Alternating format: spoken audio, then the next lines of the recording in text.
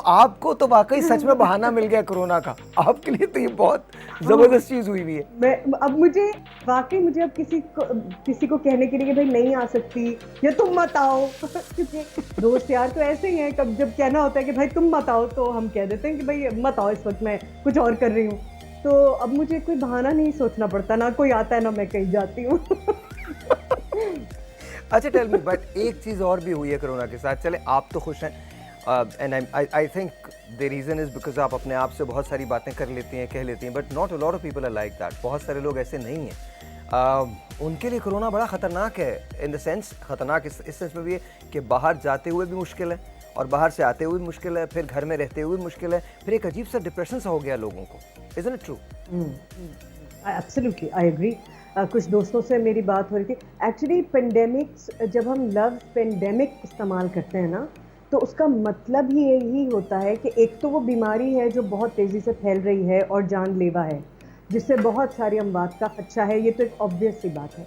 लेकिन उसके साथ साथ जिन चीज़ों को वो अफेक्ट करती है ना, उसके असरात उन पर भी पड़ते हैं, जिससे कभी उस बीमारी से इन्फेक्ट नहीं होंगे, अफेक्ट नहीं होंगे फिजिकली, लेकिन वो हर एतबार से उस प्रोसेस का ना सिर्फ हिस्सा हैं बल्कि उसका शिकार हैं।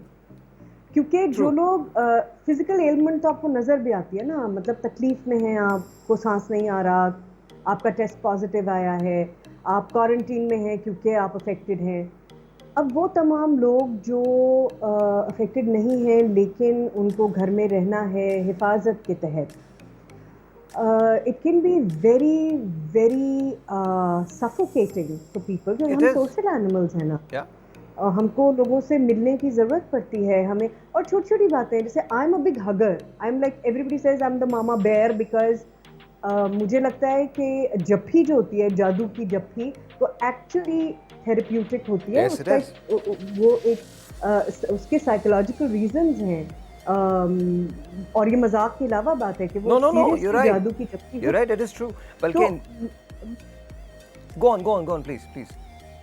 तो मैं I am a mama bear hugger, I hug everybody, like मतलब स्पेशली किड्स, बच्चों से मुझे मेरे जो भतीजा और भतीजी हैं, मैं सबसे ज़्यादा जो मिस कर रही हूँ वो उनको कुछ के जप्फियाँ डालना मिस कर रही हूँ। तो और जबकि मैं अपने आप को तमाम रीजनिंग भी दे रही हूँ कि ये उनकी हिफाजत के लिए है, ये मैं क्योंकि मैं कभी कभी बाहर निकलती हूँ, वो घर पे रहते हैं उन वालिदा की मेरी हिफाजत के तहत। लेकिन वो और धीरे धीरे वो बढ़ेगा, कम नहीं होगा अगर ये क्वारंटीन खिंचा और अगर हमने नहीं एहतियात की और बाकी सब लोगों ने एहतियात नहीं की।